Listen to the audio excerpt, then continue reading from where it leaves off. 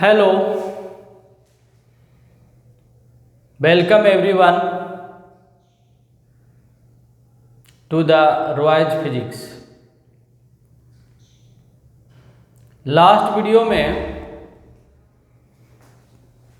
हम लोगों ने पढ़ा था फिजिकल क्वांटिटीज के बारे में एंड फिजिकल क्वांटिटीज के टाइप्स हमने पढ़ा था, जिसमें on the basis of direction scalars and vectors था। तो हमने देखा था, सबका डेफिनेशन देखा था। स्केलर्स क्या होता है उसका डेफिनेशन देखा था, वेक्टर्स क्या होता है उसका डेफिनेशन देखा था विद एग्जाम्पल्स। बहुत सारे एग्जाम्पल्स के थ्रू हमने डेफिनेशंस पढ़ा था। ओके, तो उसी कड़ी को आगे बढ़ाते हुए आज हम फर्स्ट टॉपिक वेक्टर्स लगाएंगे, वेक्टर लगाएंगे। हमने बोला था फर्स्ट टॉपिक वेक्टर होगा, सेकेंड टॉपिक डिफरेंशिएशन होगा, थर्ड इंटीग्रेशन होगा एंड फोर्थ में हमने बोला था ग्राफ्स बताऊंगा। उसके साथ साथ ही S C. Verma book concept of physics, S C. Verma book, doctor S C. Verma book से बहुत सारे न्यूमेरिकल्स भी हम लोग सीखेंगे, बनाएंगे। ओके, तो लेट अस स्टार्ट वेक्टर। तो हेडिंग लिखिए वेक्टर, हेडिंग है वेक्टर।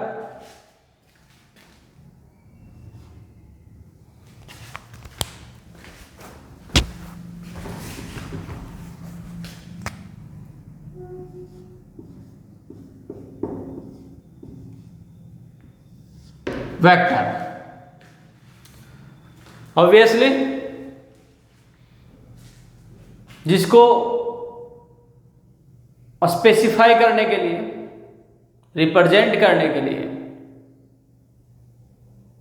मैग्नीट्यूड के साथ साथ डायरेक्शन भी होता है, जिसे मैग्नीट्यूड के साथ साथ डायरेक्शन भी होता है और साथ में ही triangles law of vector addition and parallelogram law of vectors addition को फॉलो भी करता हो, सेटिस्फाई भी करता हो। ओके, उसको हम वेक्टर बोलेंगे, वेक्टर कहेंगे। Very very important,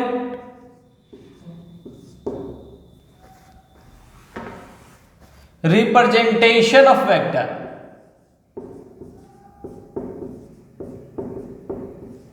representation of vector, vector को हम लोग कैसे रिप्रेजेंट करेंगे? तो बहुत ही सिंपल है। जो अल्फाबेट्स के लेटर्स हैं ए बी सी डी, ए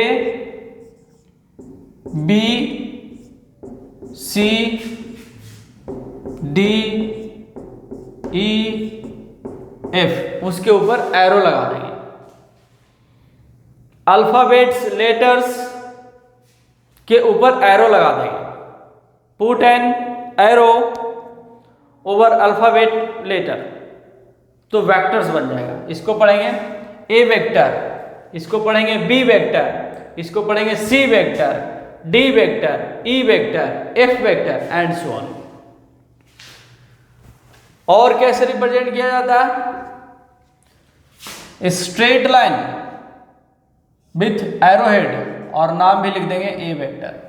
आप इसमें कैपिटल से भी रिप्रेजेंट कर सकते हैं, capital A vector, capital B vector, capital C vector, capital D vector and so on. एक straight line with arrowhead is also very useful representation. A straight line with arrow head, arrow क्या बताता है? Direction बताता है। और length of a straight line क्या बताता है? मैग्नीट्यूड बताता है। ये मैग्नीट्यूड हो गया, length of a straight line magnitude हो गया। और इसका जो एरो हेड है डायरेक्शन बताता है। मतलब कोई एक वेक्टर है जिसका मैग्नीट्यूड इतना है और इस डायरेक्शन में डायरेक्टेड है। दूसरा कोई यहाँ पे वेक्टर है, बी कोई वेक्टर है जिसका मैग्नीट्यूड इतना है, जिसका मैग्नीट्यूड इतना है और इस डायरेक्शन में जा रहा है। सी कोई वेक्टर है, सी कोई वेक्टर है जिसका मैग्नीट्यूड इतना है। That means how much unit? 1 2 3 1 2 3 4 unit है। 1 2 3 4 5 6 यूनिट है। 1 2 3 4 5 6 7 8 यूनिट है। तो 5 unit, 6 unit, 8 unit is what? It is the magnitude. 1 unit को लेट कर लेंगे 1 सेंटीमीटर या 2 सेंटीमीटर, 4 सेंटीमीटर, उसी के अकॉर्डिंग उसका मैग्नीट्यूड भी सिग्निफाई हो जाएगा। ओके, बहुत सिंपल है। तो ऑल दीज आर रिप्रेजेंटेशन। और कैसे रिप्रेजेंट किया जाता है? दो अल्फाबेट्स को कंबाइन करके भी रिप्रेजेंट किया जाता है। Like A B vector, B C vector, C D vector, O P vector, etcetera. ऐसे भी आप रिप्रेजेंट कर सकते हैं। इसका मतलब क्या होता है? इसका मतलब यह है किसी प्लेन में, किसी स्पेस में 2 पॉइंट्स है। First point is A and second point is B. With the help of these 2 points we have to draw a vector having tail point is A and head point is B। कहने का मतलब ये जो 2 points है A और B, किसी space में भी हो सकता है, किसी प्लेन में भी हो सकता है। इन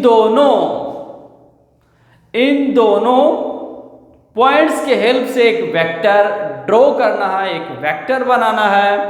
तो कैसे बनेगा? स्ट्रेट लाइन से ज्वाइन कर देंगे। ए बी है, that means A should be at tail point and B should be at head point.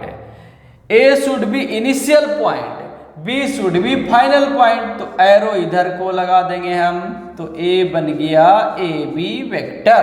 Okay, same as B C vector. किसी स्पेस और प्लेन में 2 पॉइंट्स है, let it C and let it point B. B और सी हो गया, जिसमें be starting point होना चाहिए और सी एंडिंग पॉइंट होना चाहिए। तो स्टार्टिंग पॉइंट बी है और सी एंडिंग पॉइंट है, तो एरो के डायरेक्शन बी टू सी हो गया। Starting point B, C ending point, that means ending point के टूवर्ड्स एरो आपको लगाना है। तो ए बी वेक्टर हो गया। और भी कुछ वेक्टर्स के रिप्रेजेंटेशन है जिसको भी अभी हम लोग पढ़ेंगे। इसको आप लोग नोट करते जाएंगे, फटाफट नोट करते जाएंगे और जहाँ पे कुछ डेफिनेशन होगा उसको हम बोल करके आपको लिखा देंगे। ओके, तो क्लास जैसा लगेगा कि क्लास में हम लोग पढ़ रहे हैं, थोड़ा सा टेंशन बनेगा। ऐसे बोर्ड पे सब कुछ लिखा रहता है तो फिर लिखने का मन नहीं करता है, लगता है सब कुछ लिखा ही है, दोबारा पढ़ लेंगे, तिबारा पढ़ लेंगे। लेकिन एक बार में जितना मन से आप पढ़ेंगे वो ज़्यादा इफेक्टिव होता है देन दैट दोबारा एंड तिबारा। ओके, तो एक बार पूरे एनर्जी के साथ पढ़ना है, पूरे मन लगाकर। दोबारा तिबारा तो रिवीजन होता है। ओके, तो और क्या रिप्रेजेंटेशन है? कुछ ऐसा भी रिप्रेजेंटेशन होता है, R12 vector, R34 vector, R5 6 vector इस टाइप से वट एवर। इसका मीनिंग क्या है? इसका मीनिंग ये है, अगेन से फिर से 2 पॉइंट्स होगा किसी प्लेन में, किसी स्पेस में, उसके हेल्प से आपको एक पोजीशन वेक्टर बनाना है, उसके हेल्प से आपको एक डिस्प्लेसमेंट वेक्टर बनाना है। Okay, such as let's 2 points first and second, let's 2 points first and second, दोनों को आप ज्वाइन कर दीजिए by straight line. Joining both 2 points by straight line and put an arrow head towards point 2। Why towards point 2? Because point 2 is final and point 1 is initial. Okay, तो इधर एक arrow लगा देंगे हम, 1 is initial point, 2 is final point, तो यह vector बन गया R12 vector. Same as 2 points है like that, like this 2 points है, इस पॉइंट का हमने नाम दे दिया 4, इस पॉइंट का हमने नाम दे दिया 3, तो 3 should be initial and 4 should be final. So apply, put an arrow towards point 4 like that. इसको बोलेंगे R34 वेक्टर। सेम एज किसी स्पेस में, किसी प्लेन में 2 पॉइंट्स है लाइक दैट, इसको चलिए मान लेते हैं 6 पॉइंट। इस पॉइंट का हमने नाम दे दिया पॉइंट नंबर 6 और इस पॉइंट को हमने नाम दिया 5। इन दोनों पॉइंट की हेल्प से एक वेक्टर बनाना है आपको, जिसका स्टार्टिंग पॉइंट 5 होना चाहिए और एंडिंग पॉइंट 6 होना चाहिए। तो एरो किधर लगाएंगे आप? R5 6। Very very simple. Okay, इसके बाद हम लोग अब पढ़ेंगे रिप्रेजेंटेशन ऑफ वेक्टर। तो पढ़ लिए, अब पढ़ेंगे representation of magnitude of vector. Vector के मैग्नीट्यूड को रिप्रेजेंट करने का भी एक तरीका है, इसको समझना बहुत ही इम्पोर्टेंट है। ये छोटी छोटी बातें ही आपको एक बड़ा कंसेप्ट सिखाएगी, इसलिए छोटे छोटे बातें काफ़ी इम्पोर्टेंट होती है। अगर इसका नॉलेज सही से ना हो तो फिर वेक्टर पढ़ने में मज़ा नहीं आएगा, आपको वेक्टर समझने में मज़ा नहीं आएगा। तो नेक्स्ट हेडिंग लिखेंगे आप रिप्रेजेंटेशन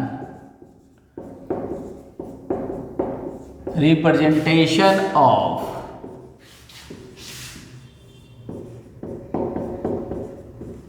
मैग्नीट्यूड ऑफ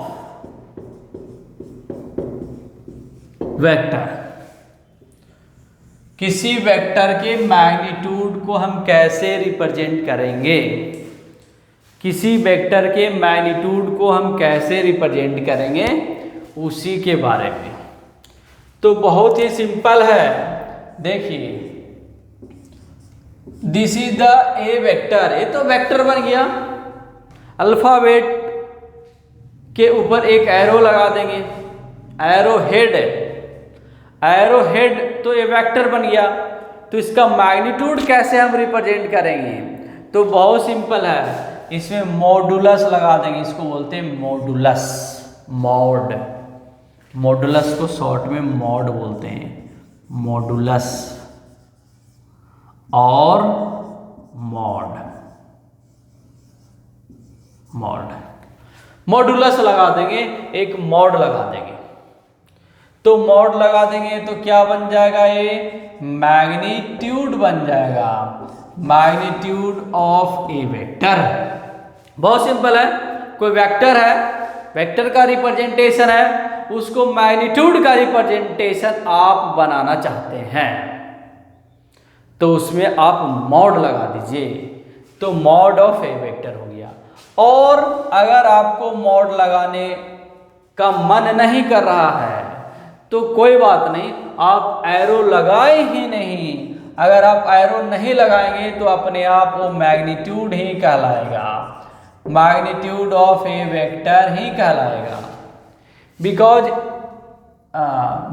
ये जो एरो होता, आप एरो लगाए ही नहीं, बिकॉज जो एरो होता है ना वही तो डायरेक्शन को रिप्रेजेंट करता है। तो आप एरो नहीं लगाए, सिर्फ ए लिख दे, सिर्फ ए लिख दे तो मैग्नीट्यूड बन जाएगा। तो क्या बन जाएगा? मैग्नीट्यूड बन जाएगा। Okay, magnitude of a vector हो गया। सेम एज देखिए, बी वेक्टर है, इसका मैग्नीट्यूड को रिप्रेजेंट करना है तो आप मॉड लगा दीजिए। मॉड लगाने का मन नहीं कर रहा है तो एरो ही मत लगाइए, इसको बोलेंगे हम magnitude of B vector. Suppose that R कोई वेक्टर है which is sum of two vectors. R कोई वेक्टर्स है, दो वेक्टर्स को ऐड करने पे एक नया वेक्टर बना जिसको हमने आर वेक्टर मान लिया, रिजल्टेंट वेक्टर मान लिया। इसका मैग्नीट्यूड को प्रदर्शित करना है, रिप्रेजेंट करना है, तो भाई मॉडुलस लगा दीजिए। ये हो गया मैग्नीट्यूड बन गया, magnitude of R vector resultant vector. बहुत ही सिंपल है। तो मैग्नीट्यूड को इस प्रकार से हम रिप्रेजेंट करेंगे।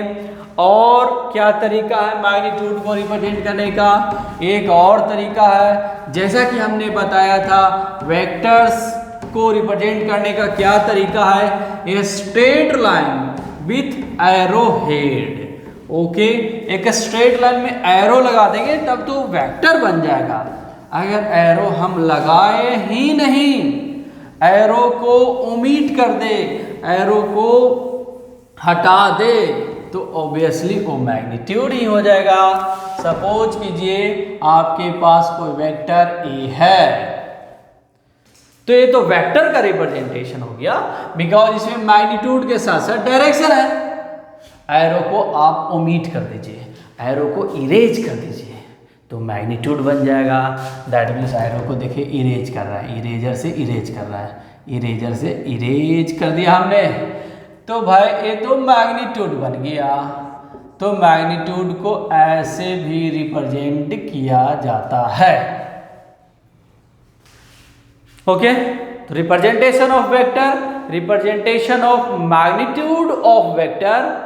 आई hope very much clear about these two topics. Okay, आगे हम पढ़ते हैं जो कि बहुत बहुत इम्पोर्टेंट है।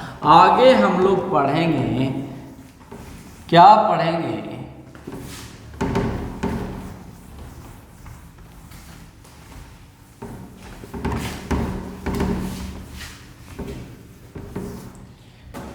एक सिंपल सा वेक्टर का प्रॉपर्टी होता है, उसके बारे में पढ़ेंगे जो बहुत ही यूजफुल है, जिसको हम बोलते हैं, बहुत ही यूजफुल है, जिसको हम बोलते हैं principle of transmissibility of a vector. किसी वेक्टर में ट्रांसफर होने की एबिलिटी होता है, उसी एबिलिटी को ट्रांसिबिलिटी ऑफ ए वेक्टर बोला जाता है, किसी भी वेक्टर में। तो क्या होता है प्रिंसिपल ऑफ ट्रांसिबिलिटी? यहाँ पे हम इसका डेफिनेशन नहीं लिखाएंगे, अभी बोल करके हम स्पेल कर देंगे, आप लिखेंगे तभी लगेगा कि क्लासरूम में हम पढ़ रहे हैं। तो लिखिए, according to this principle, note down this principle, principle of transmissibility को आप लिखिए। According to this principle a vector can be, according to this principle a vector can be shifted, a vector can be shifted along its line of action or parallel to the line of action or parallel to the line of action without changing its magnitude, without changing its magnitude. A vector remains fixed or constant. A vector remains fixed or constant or same is called principle of transferability. फिर से बोल रहा हूं मैं, बहुत simple है.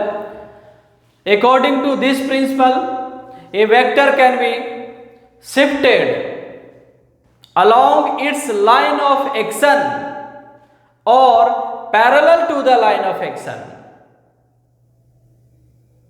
A vector remains fixed, constant or same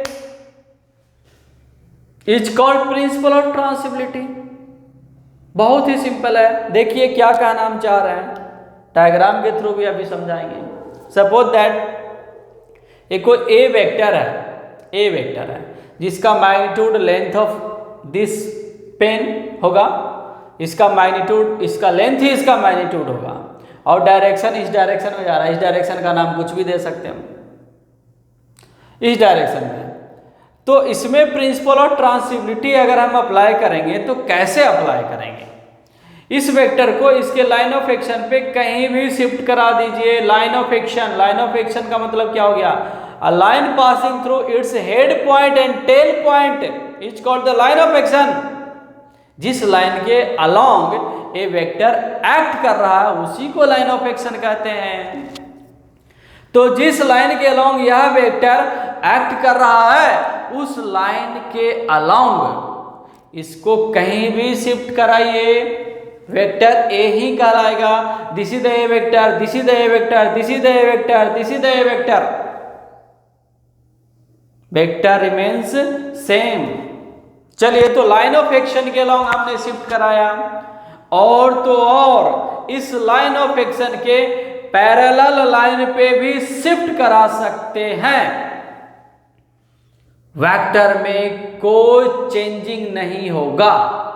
देखिए, suppose that this is the A vector, इसका मैग्नीट्यूड एंड डायरेक्शन को चेंज नहीं करना है, मैग्नीट्यूड को चेंज नहीं करना है, डायरेक्शन को चेंज नहीं करना है.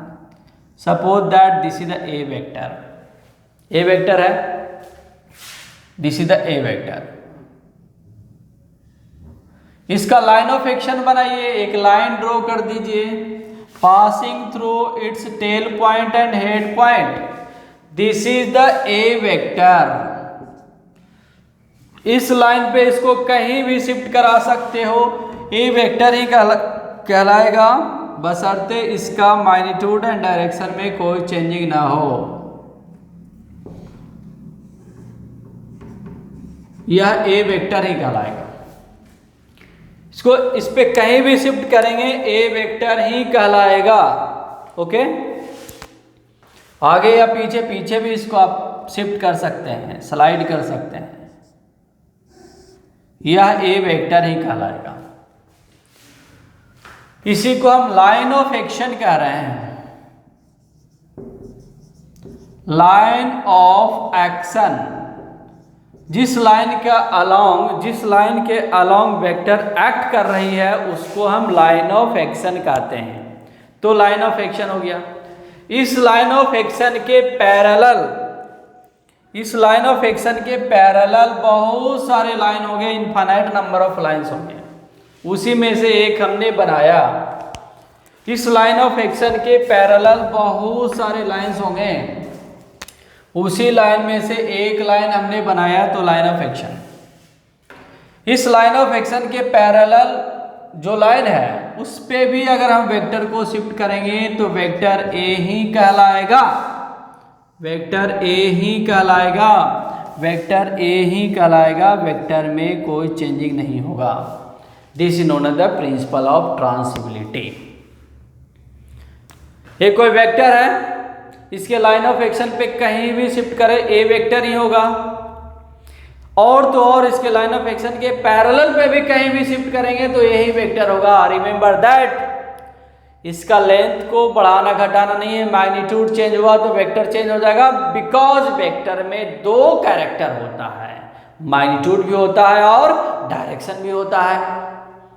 अगर डायरेक्शन को थोड़ा सा भी अगर टिल्ट कर दिए ना, थोड़ा सा भी हेयर लाइक थोड़ा सा भी अगर टिल्ट कर दिए तो vector will change, vector change हो जाएगा, कोई दूसरा वेक्टर हो जाएगा, अनदर वेक्टर हो जाएगा।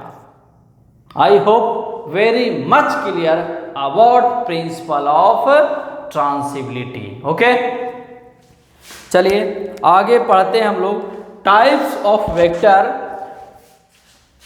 विच are also very very important. Types of vector, vector के प्रकार, वेक्टर का प्रकार कितने होते हैं, टाइप्स ऑफ वेक्टर। ओके, तो नेक्स्ट हेडिंग हम लोग लगाएंगे types of vector.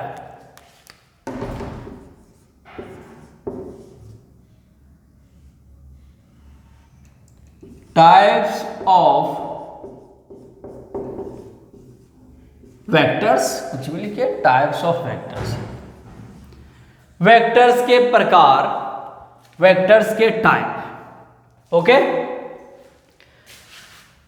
There are two types of vector, there are two types of vector. First one is called polar vector, polar bear नहीं, polar vector। okay, first is the polar vector and second is the axial vector। polar vector and axial vector, there are two types of vector, दो ही प्रकार है vector के, एक तो या तो वेक्टर्स पोलर होंगे या तो वेक्टर्स एक्सियल होंगे। Okay, polar vector and axial vector. तो व्हाट इज पोलर वेक्टर, इसको डिफाइन करेंगे, व्हाट इज एक्सियल वेक्टर, इसको डिफाइन करेंगे। पोलर वेक्टर किसको कहते हैं और एक्सियल वेक्टर किसको कहते हैं, इसको डिफाइन करेंगे। ओके, तो सबसे पहले इसका डेफिनेशन आप हेडिंग लगाएंगे फर्स्ट में, पोलर वेक्टर।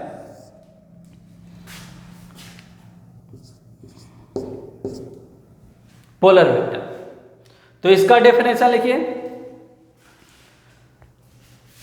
पोलर वेक्टर किसको कहते हैं, इसका डेफिनेशन लिखिए। द वेक्टर, पोलर वेक्टर का definition, the vector having initial point, the vector having initial point और point of application, the vector having initial point और point of application is called polar vector. Polar vector उसको कहते हैं जिस vector में initial point होता है और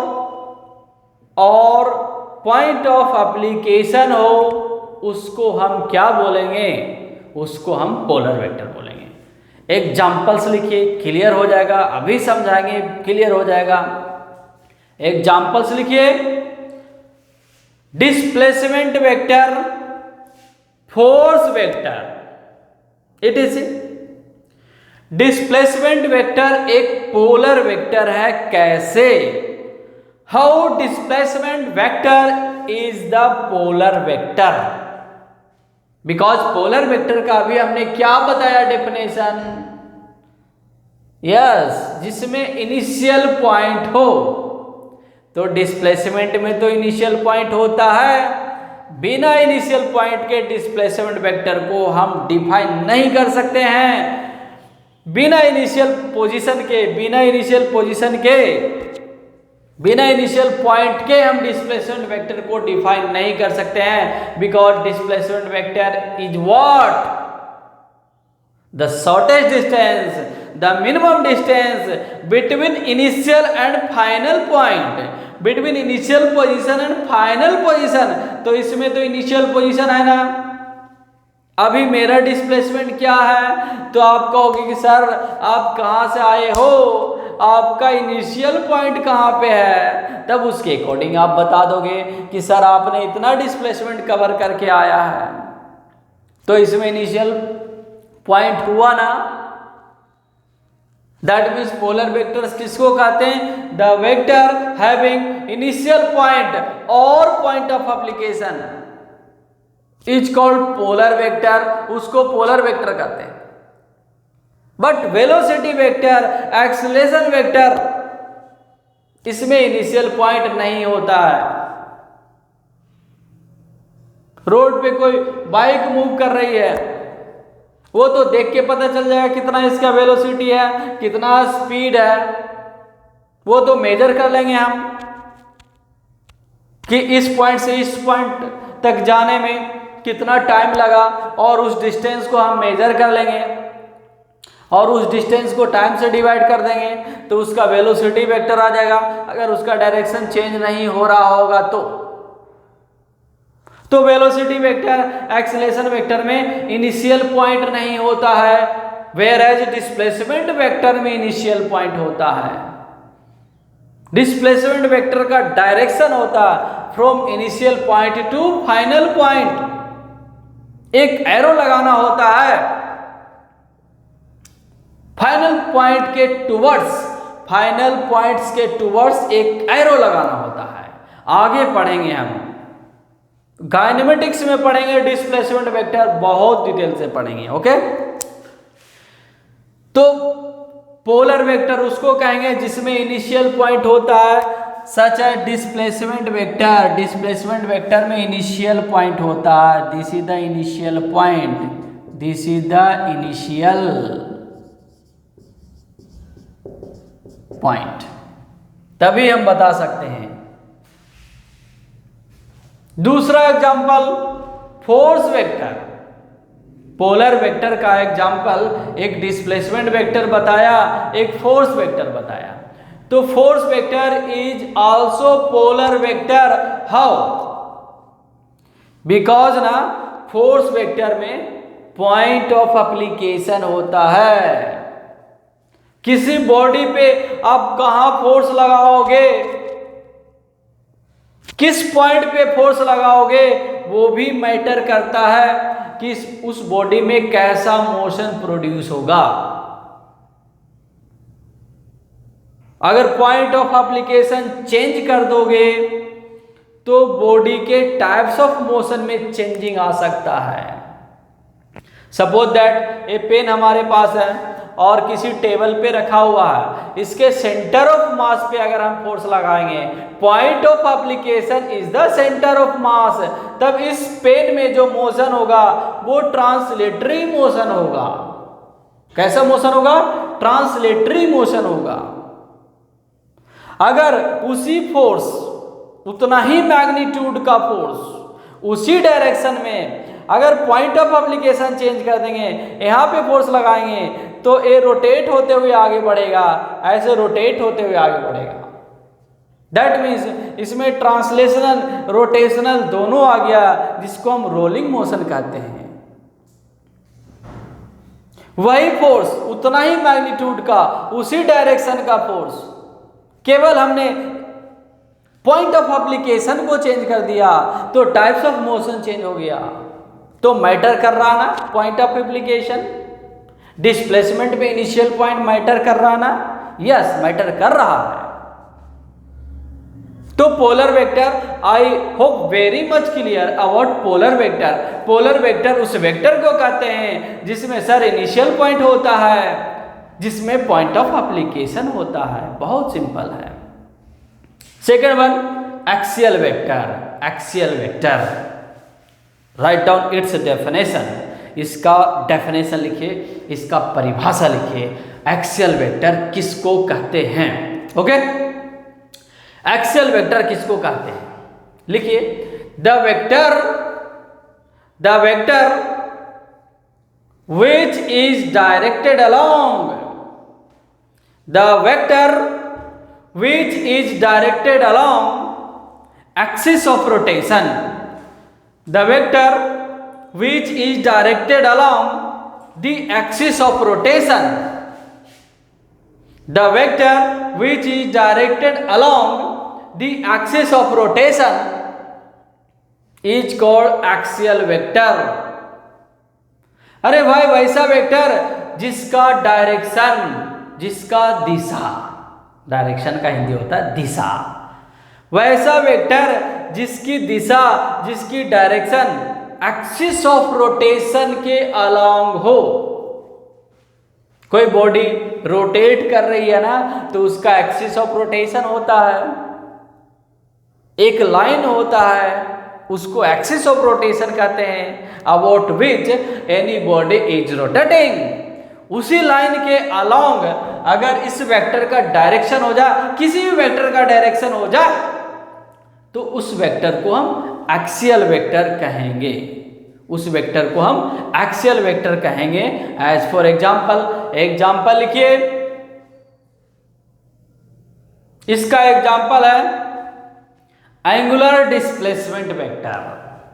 अभी थोड़ा सा हम एक्सप्लेन भी करेंगे, बट बहुत अच्छा से डिटेल्ड में पढ़ेंगे सर्कुलर मोशन वाले चैप्टर में। तो एक्सियल वेक्टर में लिखिए angular displacement vector, angular displacement vector.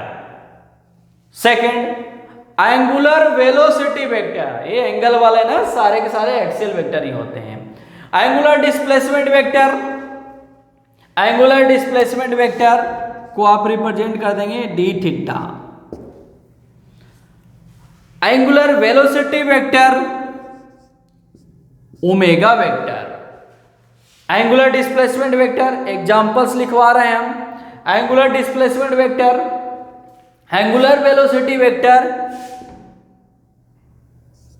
Torque vector, tau tau tau इसको बोलते हैं टाउ। ये टाउ ऐसे लिखते हैं, टाउ ऐसे टाउ लिखते हैं। टॉर्क वेक्टर और angular momentum vector L vector. Angular displacement vector, angular velocity vector, torque vector, angular momentum vector, etc.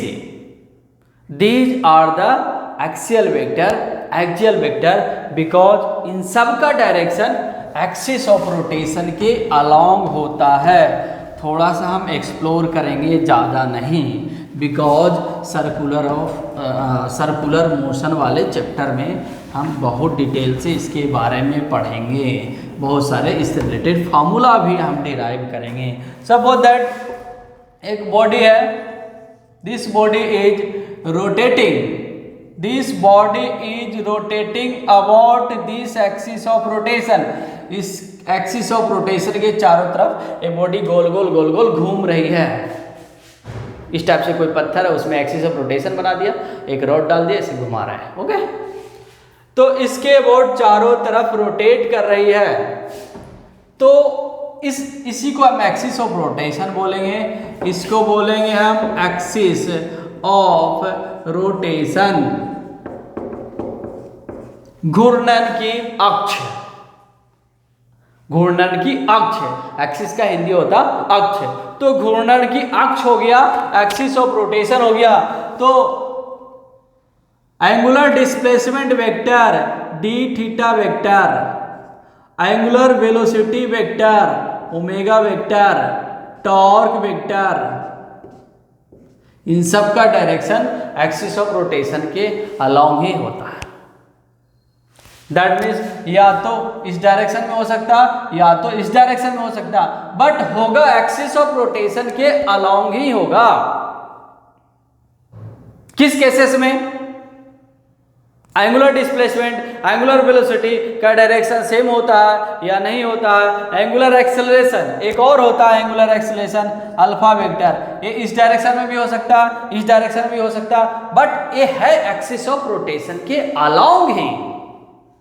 Okay, angular acceleration vector, all these are axial vector because all these are directed along axis of rotation. I hope very much clear about types of vector. There are two types of vector, polar vector and axial vector. इसको हमने define किया, explain किया। इसके बाद हम लोग पढ़ेंगे, next video में पढ़ेंगे some important types of vector which are also very very very important.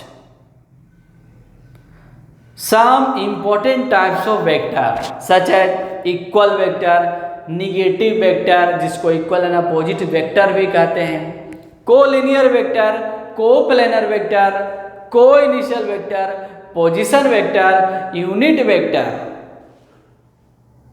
इन सारे को हम पढ़ेंगे नेक्स्ट वीडियो में। तो thanks for watching my video.